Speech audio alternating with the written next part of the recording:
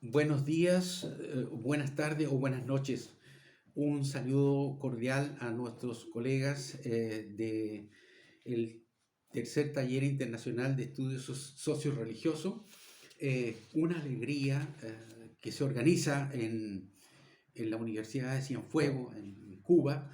Para mí es un placer y agradecido por la invitación a compartir esta conferencia. Muchas gracias por la invitación. Espero estar a las alturas de las circunstancias al compartir mis pequeños aportes. Eh, el nombre de esta presentación tiene por título Pertinencia y relevancia de la religión en América Latina y el Caribe, tendencias del pentecostalismo contemporáneo. José Miguel Bonino, quizás el teólogo protestante de mayor prestigio en el siglo XX, en más de una oportunidad sostuvo que mayoritariamente los pueblos latinoamericanos se declaran creyentes, creerán bien o creerán mal, pero se reconocen personas de fe. La teoría de la secularización o el paradigma de la secularización que sostenía que la religión sería desplazada al ámbito privado por el proceso modernizador, especialmente en el mundo occidental, no ha tenido lugar en nuestra región. Cuando me refiero a nuestra región, estoy incluyendo América Latina y el Caribe. Los conflictos de los últimos 30 años que han marcado la agenda noticiosa, sin lugar a dudas, el aspecto religioso ha sido sustancialmente relevante. Bolsonaro en Brasil fue electo con el apoyo explícito de un sector mayoritario de los evangélicos y pentecostales. En Costa Rica, en 2018, un pastor disputó la presidencia con un líder político tradicional. En el 2019, tras la renuncia de Evo Morales, sus opositores entraban al Palacio Presidencial con la Biblia en alto. En Chile, el Te Deum evangélico, ceremonia donde asisten las más altas autoridades de la nación, instaurado en la dictadura de Pinochet, hoy forma parte de una tradición religiosa que se reproduce a la vez a nivel local. Tempranamente, en los años 80 y 90, en Guatemala hubieron presidentes abiertamente declarados evangélicos, independientemente del resultado de su gestión. Los ejemplos citados aumentan si fijamos nuestra atención cuando se hace política a nivel local. Eh, es común hablar en nuestros países de bancadas evangélicas, es decir, de diputados evangélicos o senadores evangélicos, especialmente en Brasil, en Chile, en Perú, en Guatemala. Por consiguiente, yo quisiera en esta oportunidad hacer mención dos hechos que se pueden constatar abiertamente, sin mayores rodeos. Es decir, un primer hecho, una primera afirmación es que la Iglesia Católica ha perdido la hegemonía religiosa en nuestra región, aunque su presencia continúa siendo relevante por su legado cultural y bienes simbólicos y materiales, asimismo por su estructura local e internacional. Ese es un hecho indesmentible. Si la Iglesia Católica dejó de ser lo que era hace 40 o 50 años atrás, su influencia ha disminuido sustancialmente. El otro aspecto es que en el mundo moderno la diversidad religiosa es un proceso en expansión irreversible, tanto por la valoración de las culturas religiosas, tanto indígenas, afrodescendientes y orientales, y las crecientes libertades de conciencia estimulada y promovida tanto por la gran cantidad de información que disponemos y el rol que cumplen las redes sociales en Internet. Bien podríamos sostener, y siguiendo a Bourdieu en su clásico estudio sobre génesis y estructura del campo religioso, podríamos perfectamente hablar de un campo religioso latinoamericano altamente competitivo. Y esta competitividad se debe a que los medios de reproducción religiosa en nuestro continente son accesibles a una parte importante de la población en nuestra sociedad. Esta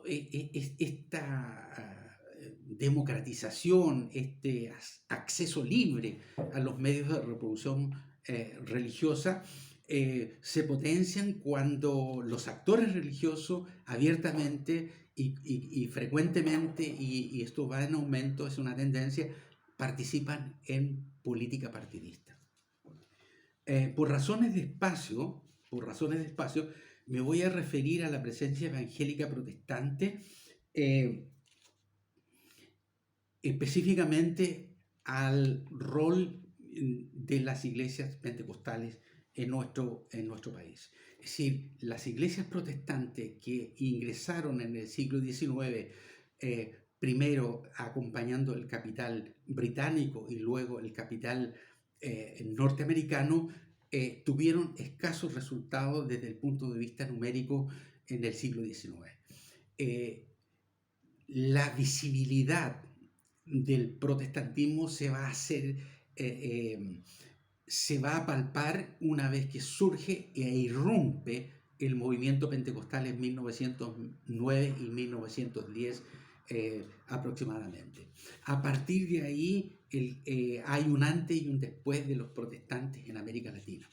En menos de 50 años el mapa religioso había cambiado. Es decir, los pentecostales estaban modificando sustancialmente la situación religiosa en el continente y pasan a ser el ente religioso de mayor competitividad en el campo religioso latinoamericano. Los primeros estudios, como es sabido, por supuesto y por una razón lógica, los primeros estudios van a venir de la Iglesia Católica, es decir, van a ser entes católicos que van a investigar por qué y se van a preguntar por qué crecen los pentecostales y por qué la gente se va tras la propuesta pentecostal en nuestra región. Ahí están los clásicos, los libros clásicos del Refugio de la Masa de Lally de Pinet, que es un clásico, ahora ya un poco atrás, pero ha quedado un poco atrás por nuevos aportes que han venido surgiendo. Y también están los estudios de Emil Williams, que hace estudios comparativos entre el crecimiento de Brasil y Chile en los años 60. Luego, en los años 80, van a estar los estudios sobre el fenómeno pentecostal latinoamericano, de aquellos aquellos profesionales de las ciencias, de las ciencias sociales, es decir, locales, es decir, de nuestra región, de nuestro continente. Esto va a hacer que el pentecostalismo se va a transformar en una de las expresiones religiosas mejor documentadas en el continente. Es decir, hay abundantes estudios, se han construido un gran abanico de teorías, de acercamiento desde la sociología, desde la antropología, desde la filosofía, desde la historia, desde la ciencia de la religión, etc.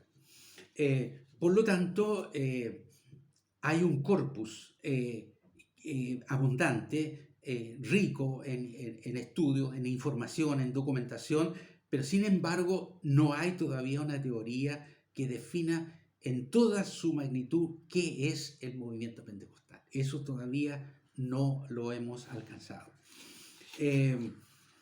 Hay otro aspecto en cuanto a los estudios del movimiento pentecostal que viene a ser incluso más dinámico los estudios del pentecostalismo en nuestra región, son que irrumpe los investigadores de raijambre pentecostal, es decir, pentecostales profesionales que son estudios que surgen desde el seno de las congregaciones pentecostales.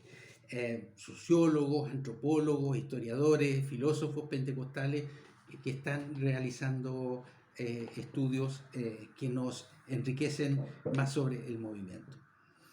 En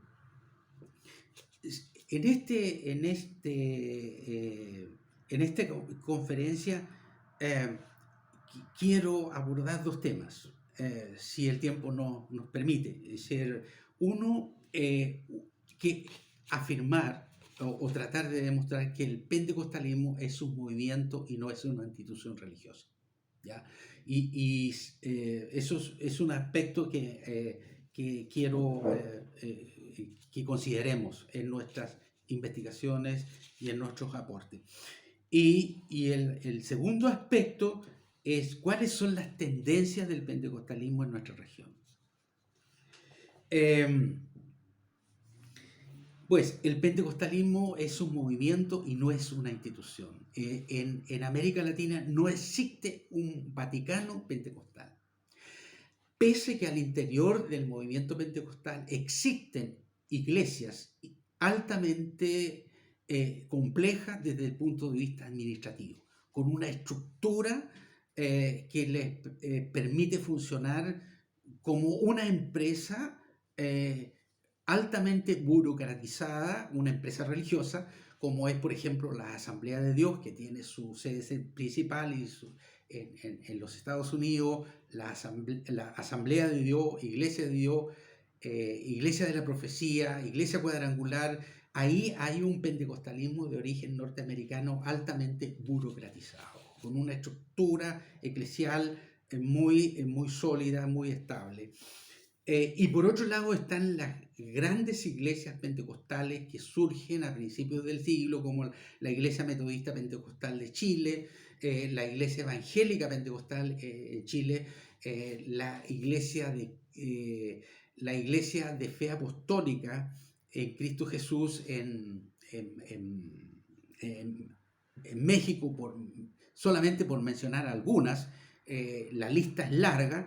De tal manera que hay un pentecostalismo de origen norteamericano y un pentecostalismo de origen local, latinoamericano. Pero si el pentecostalismo es un movimiento, un investigador o investigadora que quiera saber y quiera entender de mejor manera el pentecostalismo, necesariamente tendrá que investigar sobre qué es un movimiento, ¿ya? Y yo quiero llamar un poco la atención y recordar algunos elementos fundamentales de qué es un movimiento. Hay elementos que hay que considerar y que nos permiten saber cuándo estamos frente a un movimiento, ¿ya? Bueno,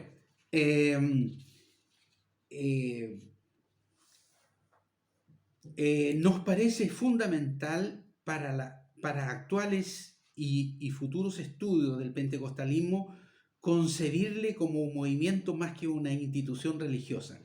Estas características yo me he limitado a mencionar solamente 4 que nos puedan permitir ir desmenuzando estas características.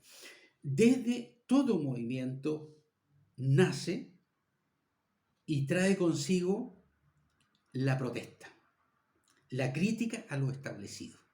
No se olvide usted que cuando surge el movimiento pentecostal, las únicas religiones establecidas eran la religión católica y con algunos balbuceos del protestantismo, sin considerar las religiones indígenas. Y surgen como una alternativa al catolicismo y al protestantismo. Y en sí llevan protesta, porque la religión católica es la religión del dominante, del explotador, ¿ya?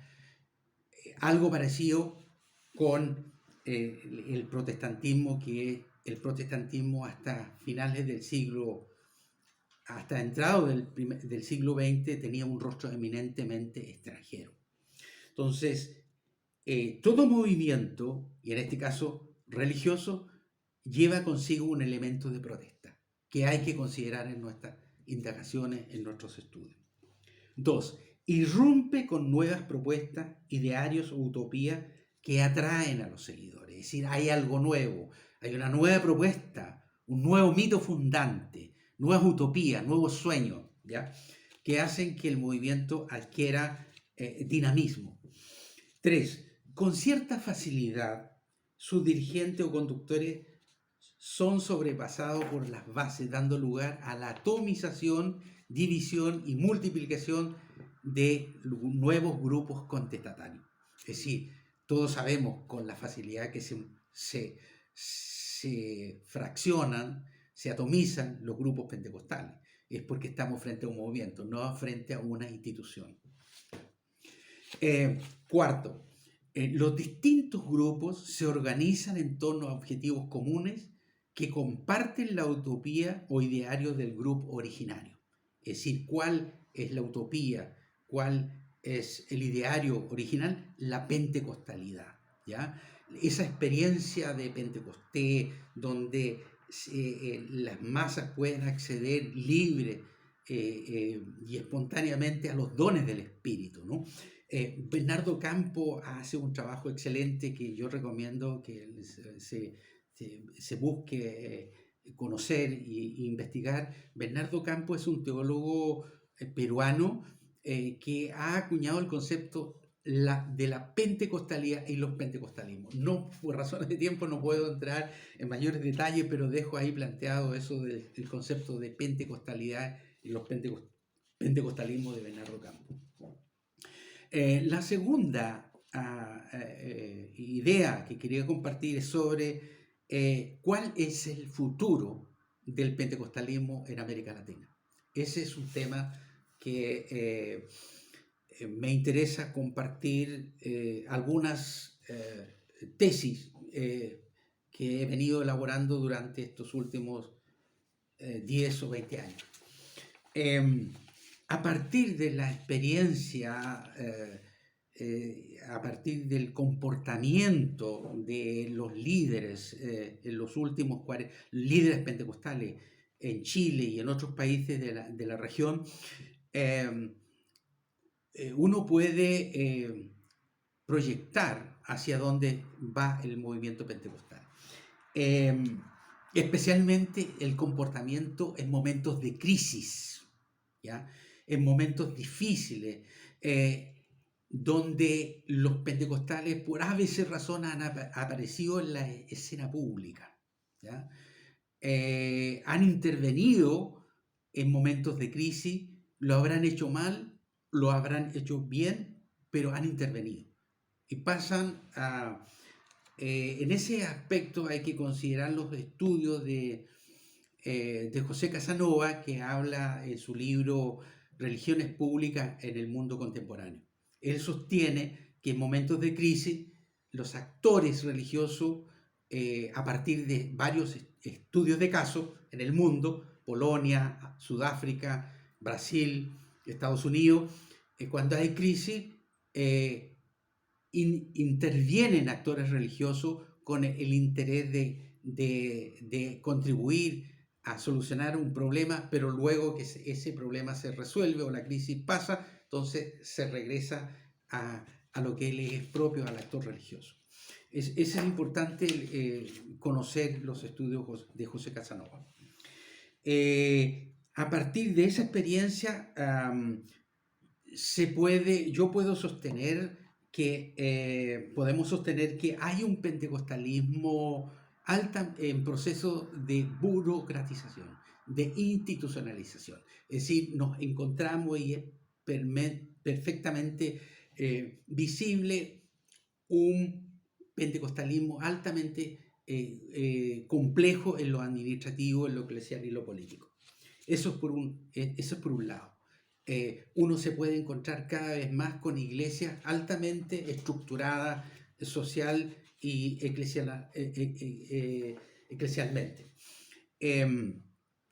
Ese sector busca con mucha frecuencia, no en todos los casos, establecer vínculos con el poder político, ¿ya? Es decir, empiezan a haber romance entre el actor religioso y el actor político, con una agenda, especialmente en los momentos de elección, ¿ya? Para abordar, en el caso de Chile y de toda la gran parte de la región, eh, eh, lo hacen con una matriz conservadora, ¿ya? Les preocupa el tema del aborto, el tema del,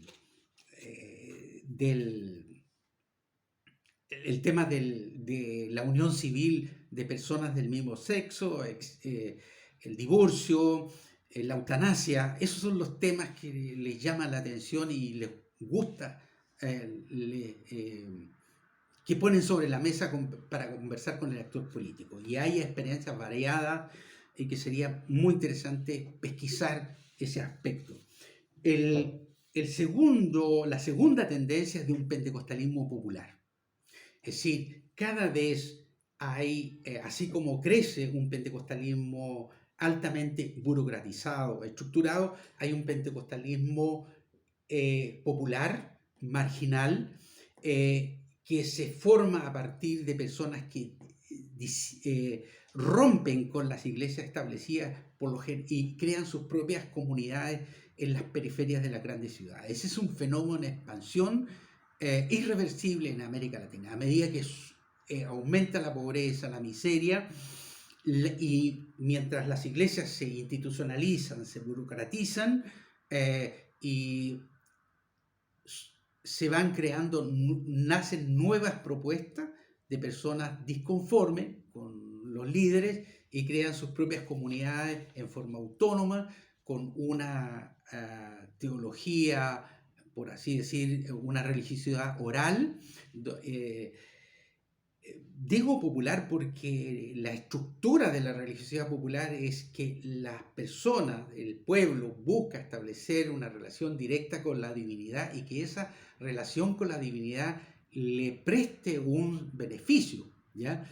De tal manera que eso está ocurriendo en este momento en toda América Latina. Hay pequeñas comunidades donde las personas establecen sus propias comunidades y viven su fe casi en forma familiar, ¿ya? Ese es muy interesante seguir las pesquisas de los grupos autónomos que hay en nuestras sociedades latinoamericanas. Y la tercera tendencia es el pentecostalismo ilustrado. Es decir, cuando hablo del pentecostalismo ilustrado me estoy refiriendo a que ese es un fenómeno que es casi natural, que se ha estado dando, porque cada vez hay más pentecostales que se interesan en los estudios de la ciencia de la religión, de estudiar teología, de asumir el compromiso de su expresión religiosa de manera profesional, es por un lado. Por otro lado, las comunidades están creciendo en la medida que los pentecostales suben en la escala social, hay movimiento social y hay un ascenso. Las personas, por acceder a la universidad, a la educación superior, están demandando de sus líderes mejorar, perfeccionar, profesionalizar la labor pastoral, de racionalizar, razonar mejor el discurso evangélico pentecostal.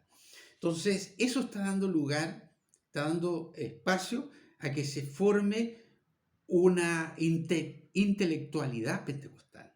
Eso por un lado. Y por otro lado, están surgiendo investigadores del pentecostalismo que buscan sistematizar la experiencia religiosa pentecostal y dar razón de ella y poder compartir desde su propia perspectiva qué es y qué hacen los pentecostales.